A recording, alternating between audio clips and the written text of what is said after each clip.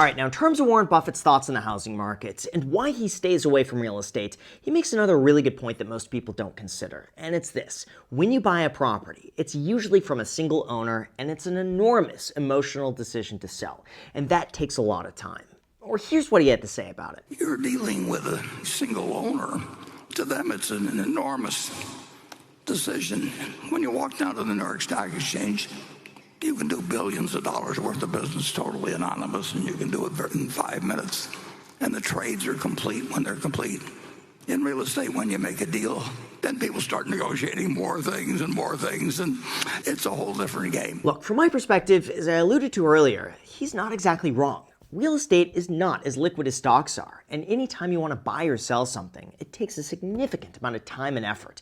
Not to mention, everything turns into a negotiation. Like when I make an offer, we usually go back and forth with the seller for a few days to a few weeks. Then we do inspections. That turns into another negotiation for credits or repairs. Then there's the negotiation with the escrow company to lower some of their costs, a negotiation with the contractor on some of their repair estimates. It's a long, drawn-out process that's very difficult to scale unless you're dealing with a huge apartment building or a mass portfolio of homes. On the other hand, if I want to buy or sell stocks, it takes just a few seconds anywhere in the world. I don't have to wait to try to find a buyer. I don't have to negotiate. I don't have to wonder if the deal is not going to go through or if it is.